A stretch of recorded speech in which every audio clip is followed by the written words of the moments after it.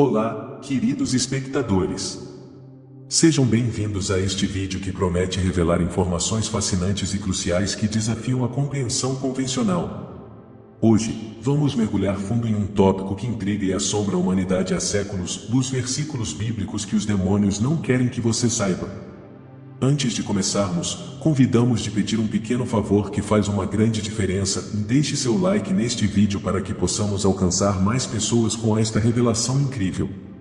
A Bíblia é um livro repleto de sabedoria espiritual e orientações para a vida, mas também contém passagens que, por diversas razões, são deixadas de lado ou não discutidas com frequência. Estas passagens escondem segredos profundos e insights que desafiam nossa compreensão do bem e do mal, da espiritualidade e da vida após a morte.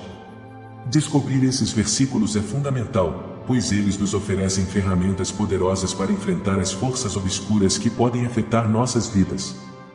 É importante conhecer esses versículos que transcendem as opiniões religiosas, pois eles podem fornecer orientação e proteção em momentos de dificuldade e incerteza. Não importa sua fé, religião ou filosofia de vida, essas passagens podem conter lições universais sobre o poder do amor, da compaixão e da resistência contra o mal. Portanto, pedimos que acompanhem cada detalhe deste vídeo, pois as informações que compartilharemos podem mudar sua perspectiva sobre a espiritualidade e a luta contra as forças sombrias. Não apenas deixe seu like, mas também compartilhe este vídeo com amigos e familiares, para que todos possam se beneficiar desses versículos reveladores e encontrar força em suas vidas. Sem mais longas, vamos começar essa jornada fascinante pelos versículos bíblicos que os demônios não querem que você saiba. Este conhecimento pode ser a chave para uma vida mais iluminada e protegida. Vamos nessa! Conforme declarado em 1 Coríntios 6,16, a Bíblia nos ensina que quando uma pessoa se une a uma prostituta, eles se tornam um só corpo com ela, e isso é comparado a se tornarem uma só carne no reino espiritual. Isso significa que, no nível espiritual, estamos declarando uma união profunda quando nos envolvemos em relações sexuais. No entanto, a nossa sociedade moderna tende a aceitar a fornicação e o adultério de forma muito leve, transmitindo a ideia de que podemos trocar parceiros sexuais tão facilmente quanto mudamos de roupas. Segundo a palavra de Deus e a lei divina, quando duas pessoas se relacionam sexualmente, não é apenas uma experiência física. Embora a experiência física seja inegável, a conexão espiritual também é inegável. Para ilustrar essa conexão, podemos considerar uma situação em que duas pessoas trabalham juntas por muitos anos e desenvolvem uma profunda amizade. Eles passam a maior parte do tempo juntas, reúnem momentos especiais e constroem uma ligação significativa ao longo do tempo. Agora, imagine que uma dessas pessoas decida sair do emprego e seguir um caminho diferente. A amizade que uma vez foi tão próxima desaparece gradualmente, e a pessoa que ficou para trás sente uma sensação de perda e se ajusta à ausência do amigo que tinha tanto para ela. Essa ilustração mostra como a conexão espiritual criada através de relacionamentos sexuais é profunda e significativa, e não deve ser tratada de forma leviana. Portanto, é importante considerar os ensinamentos espirituais e morais ao abordar questões de relacionamento e sexualidade em nossas vidas. No entanto, em comparação com a dissolução de um relacionamento com um namorado com quem ela esteve em um relacionamento sexual por apenas um ano, a luta emocional é muito maior. Pode levar anos para ela superar esse relacionamento de um ano. Ela pode lutar contra a depressão, experimentar sentimentos de perda, luto, perda e solidão. Quando dois indivíduos se envolvem em relações sexuais, uma intimidade profunda se estabelece, atingindo profundidades que vão muito além do reino físico. É uma união que ultrapassa o mero prazer físico e transcende os limites dos relacionamentos humanos comuns. Naquele ato íntimo, algo extraordinário ocorre, uma fusão de almas, uma mistura de espíritos. Essa conexão espiritual vai muito além das sensações físicas e prazeres experimentados aqui e agora.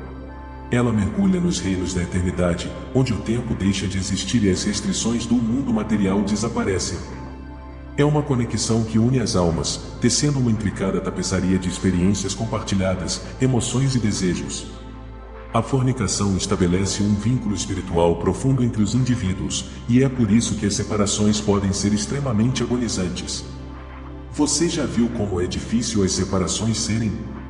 Já se disse por que os estudos são tão profundamente questionáveis, mesmo no contexto de um relacionamento casual de namorado e namorada, onde ocorreu uma fornicação. A razão por trás disso é o fato de que não fomos criados pelo nosso divino Criador para nos envolver em comportamento promíscuo, pulando de uma cama para outra e deixando um rastro de conexões quebradas em nosso caminho. Não, fomos concebidos para um lugar mais sagrado, um propósito divino que transcende as separações humanas. Separar-se de alguém com quem compartilhamos vínculos profundos é uma experiência extremamente difícil, tanto para homens quanto para mulheres. Quando nos estreitamos com alguém a quem nos ligamos intimamente, parece que estamos sangrando das profundezas do nosso ser. Às vezes, podemos ser tentados a menosprezar a importância de um relacionamento não conjugal, pensando que, uma vez que não trocamos votos e disse o eu faço, não era sério. No entanto, essa suposição é equivocada. Quando nos unimos a outra pessoa e desenvolvemos uma conexão emocional e física profunda, a dor de quebrar esse vínculo se torna insuportável. Essa dor penetra profundamente em nossa alma, deixando feridas que demoram a cicatrizar. A dor de uma separação é única, é como um peso pesado instruído em nosso peito, um companheiro persistente que nos acompanha onde quer que vamos. Não é uma dor que possa ser entorpecida por um simples analgésico, em vez disso, é uma dor que permanece, respira e se entrelaça com nossa própria existência. O versículo de 1 Coríntios 7:23 nos lembra que fomos comprados com um preço e não devemos nos tornar escravos dos desejos humanos. O versículo 13 nos adverte a cuidar de nossos corpos, pois eles não foram feitos para a fornicação, mas para servir ao Senhor. As primeiras linhas que podem ter sido consideradas slogans ou justificativas pela Igreja de Corinto visavam minimizar a gravidade dos pecados cometidos contra o próprio corpo. Eles compararam o ato sexual à alimentação, indicando que, da mesma forma que a comida satisfaz a fome, o sexo satisfaz os impulsos sexuais. No entanto, o apóstolo Paulo rejeitou essas comparações, enfatizando a natureza temporária desses prazeres terrenos. Ele avisou severamente contra menosprezar o corpo e subestimar sua importância no estímulo a Deus. Nossos corpos servem a um propósito maior, abrigando o Espírito de Deus e incorporando o propósito divino em nossas vidas. Portanto, é essencial lembrar que nosso propósito vai além das relações terrenas e das dores da separação, pois somos chamados a servir a um propósito mais elevado em nossa jornada espiritual. A presença do Altíssimo é essencial em nossas vidas. Devemos compreender o fato profundo de que Deus habita dentro de nós. Portanto, não podemos nos alinhar com aqueles que cantam o mantra do eu posso fazer o que eu gosto com o meu corpo. Como filhos de Deus, somos chamados à conformidade, não à indulgência. Demonstramos nossa devoção a Deus obedecendo aos seus comandos. Se afirmamos que Deus é nosso Senhor, então devemos provar isso através de nossas ações, como Lucas 6,46 afirma: por que me chamais Senhor, Senhor, e não fazeis o que vos mando? A conformidade é a verdadeira marca do nosso compromisso com Deus e nosso reconhecimento de seu senhorio sobre nossas vidas. Como revelado nos versículos 15 e 16, não sabemos que nossos corpos são membros de Cristo. Portanto, não convém tomar os membros de Cristo e uni-los a um Deus prostituto, pois não percebemos que aquele que se une a uma prostituta se torna um corpo com ela, como está escrito que os serão uma só carne. O apóstolo Paulo continua a revelar insights profundos sobre o corpo, lançando luz sobre aspectos que os crentes da igreja de Corinto haviam desconsiderado, tornando-o uma mera ferramenta de prazer. Ele desafia a compreensão deles sobre a habitação de Cristo dentro deles e questiona sua audácia em se envolver em atos sagrados com seus corpos. Como pode Cristo residir dentro deles enquanto eles se unem voluntariamente com uma prostituta, um incrédulo ou alguém com quem eles não entraram no santo matrimônio? Sua resposta ecoa com firmeza: Deus proíbe isso. Apesar de serem produtos de uma profunda cultura arraigada de decadência moral, Paulo esperava que os crentes de Corinto se libertassem de suas garras depois de entregarem suas vidas a Cristo. Ele vai ainda mais longe para questionar se compreende eles são reais como consequências psicológicas de se envolver em relações íntimas e relacionamentos com estranhos, tanto homens quanto mulheres. É um chamado à santidade e à consciência espiritual em todas as áreas de nossas vidas. Homens e mulheres, essas questões investigativas desafiam os crentes a refletir sobre suas ações e a sacralidade de seus corpos como vasos de Cristo que habitam. As advertências de Paulo servem como um alerta, exortando-os a adotar um padrão mais elevado de pureza e a honrar as implicações espirituais de suas escolhas, como nos versículos 17 e 18. Aquele que se une ao Senhor é um espírito. A fornicação comete pecado contra o próprio corpo. Todo aquele que confessou Jesus Cristo torna-se membro da família de Cristo e está unido a Ele em tudo o que diz respeito à eternidade. No entanto, se essa pessoa continuar a fornicação, eles pecam contra o próprio corpo, que deveria ser a morada de Cristo neles, ou versículos 17 e 18. No versículo 19, Paulo nos lembra: e não sabeis que o nosso corpo é o templo do Espírito Santo que está em vós, o qual tende de Deus, e que não sois de vós mesmos. Paulo apresenta uma pergunta retórica no penúltimo versículo, desafiando não apenas os crentes coríntios, mas também todos os crentes de hoje. Ele nos instiga a ponderar por que mostramos um desrespeito tão flagrante pela santidade do templo de Deus, por que nos comportamos como se tivéssemos a propriedade única de nós mesmos e contaminaríamos a própria morada de Deus Todo-Poderoso, nossos corpos. Os demônios do verso não querem que você saiba que há algo sério sobre a imoralidade sexual que acredita que nós, como humanos, não compreendemos totalmente, como indicado em Provérbios 9, 16 e 17. O quem é simples entregue-se aqui, e quanto a quem carece de entendimento, ela diz para ele roubado. É um apelo à reflexão profunda sobre nossas ações e escolhas em relação à santidade de nossos corpos como templos de Deus. Pão comido às escondidas. Aqui, essa senhora está citando um conhecido ditado bem conhecido que é uma meia-verdade, e todos sabemos que meia-verdade é uma mentira. Na minha opinião, meias-verdades são mais perigosas do que mentiras completas, porque com uma mentira completa é muito mais fácil distinguir a verdade de uma mentira. No entanto, uma meia-verdade é muito mais difícil de distinguir, porque a verdade é ali, mas não é a verdade completa. Em outras palavras, o que ela está dizendo é que o sexo ilícito de um adúltero ou de um fornicador é mais esmagador do que o sexo entre marido e mulher que Deus sancionou. Daí a afirmação: a água roubada é doce e o pão cozido em segredo é agradável. E com toda a honestidade, ela está dizendo a verdade, mas ela não está contando o final da história. Vamos ser honestos, há prazer quando as pessoas pecam. Elas não cometem pecado porque isso as machuca. Ninguém comete pecado porque há um prazer no pecado. Há, de fato, um prazer no pecado por um período de tempo. Veja essa frase: água roubada é doce e pão cozido em segredo é agradável. O que Salomão está dizendo aqui, em outras palavras, é que as coisas ganham através da transgressão são mais doces e definidas do que o que pode ser obtido corretamente. É por isso que as pessoas que estão cometendo adultério encontram um relacionamento adúltero muito mais emocionante do que seus próprios casamentos. Mas isso acontece porque a água roubada é doce e o pão cozido em segredo é agradável. Isso não se aplica apenas ao adultério, mas a qualquer tipo de imoralidade sexual. Há um prazer real e tangível no pecado, há um fascínio genuíno no entusiasmo, na independência, na camaradagem e no prazer em quebrar a ordem de Deus e o conselho da sabedoria. O pecado tem seus prazeres por uma razão. Em nossa geração, vivemos em uma era cheia de buscadores de prazer. Tantas pessoas estão sendo seduzidas por águas roubadas e pão comido às escondidas. É um alerta para todos nós sobre os perigos das meias-verdades e das tentativas que o pecado oferece, mesmo que temporariamente. Pão comido em segredo. Agora, no versículo 18, então Salomão diz aos leitores toda a parte que ela ajudou deixada de fora. Provérbios 9, 16 até 18. Ou quem quer que seja simples, deixe-o entrar aqui, e quanto a quem não tem compreensão, ela diz para ele: água roubada é doce, e pão comido em segredo é agradável, mas ele não sabe que os mortos estão lá, seus convidados estão nas profundezas do inferno. Isso é o que ela não te conta. Salomão nos conta o que acontece com os buscadores de prazer: eles nunca estão satisfeitos. O prazer nunca é satisfatório, e é por isso que, depois de consumir aqueles vídeos imorais da internet, você se odeia e se sente sujo e impuro. O prazer do pecado nunca é satisfatório, tudo o que faz é puxá-lo mais fundo em um buraco de busca de prazer. É como um vício.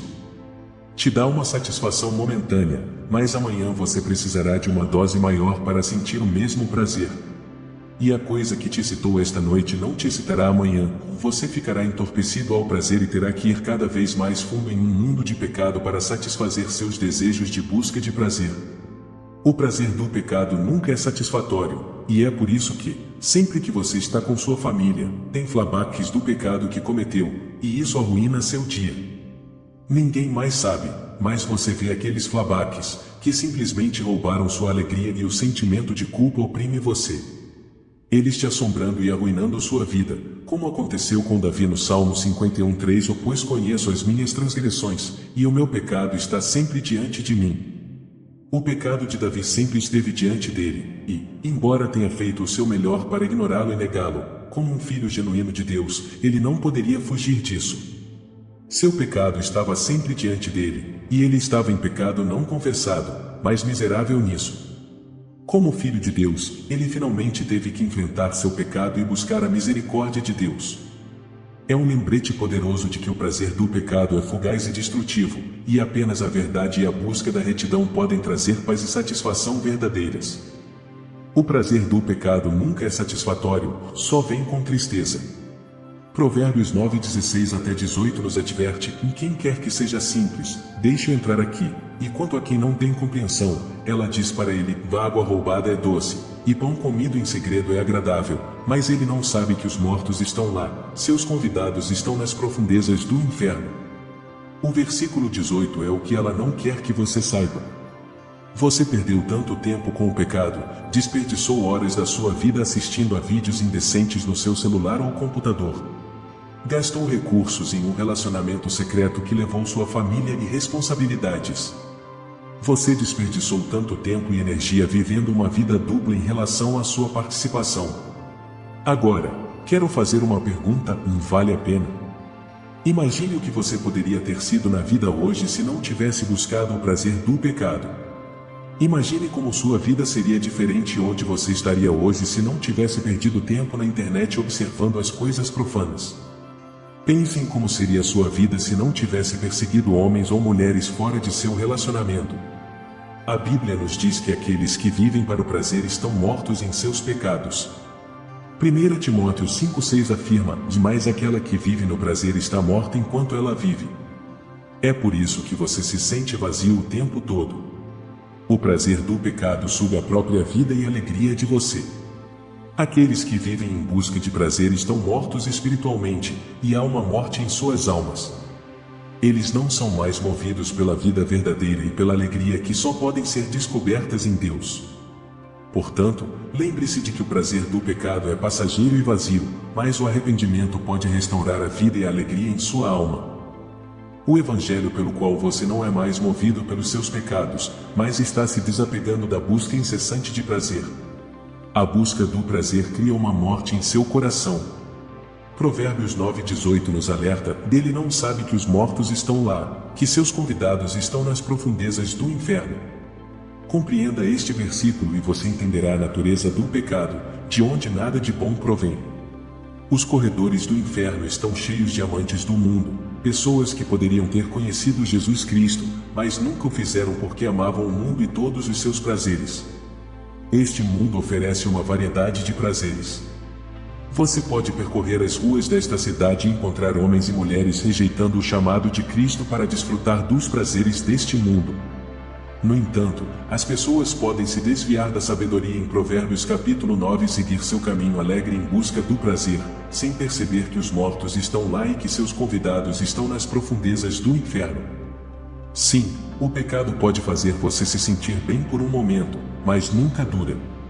E a pessoa mais difícil de vencer ou a quem pregar é um buscador de prazer, porque o prazer pode fazê-lo se sentir bem por um momento, mas depois suga sua alegria, esperanças e sonhos. O pecado tira mais do que dá. As vozes da sabedoria e da loucura são acessíveis para a humanidade. Obedecer ao chamado da sabedoria é viver, enquanto ceder ao clamor da loucura é morrer. Como devemos discernir entre essas vozes? Fazendo do temor de Jeová a inspiração central de nossa vida, entregando nosso ser mais profundo a Ele para correção e orientação. O verdadeiro prazer e a verdadeira alegria são encontrados em um relacionamento com Deus, que nos guia no caminho da retidão e nos livra das profundezas do pecado e da destruição. Ouça atentamente, pois Deus te ama, mas Ele está te anunciando que não é possível amá-lo e amar o mundo ao mesmo tempo. Ele está nos alertando de que não podemos amar a Deus e ao prazer mundano simultaneamente. Deus ama você profundamente, e é por isso que Ele nos anuncia. Se você está ouvindo agora, saiba que ainda pode mudar. Você não está condenado. Viva com o temor de Deus, respeite e honre-o em tudo o que fazer. A Bíblia nos ensina que todos pecaram, como está escrito em Romanos 3:23, versão King James, pois todos pecaram e carecem da glória de Deus. Portanto, se todos pecamos, todos enfrentamos as instruções que vêm com o pecado, que é o fogo do inferno. No entanto, Deus nos deu seu único Filho, Jesus Cristo, para que possamos ser salvos.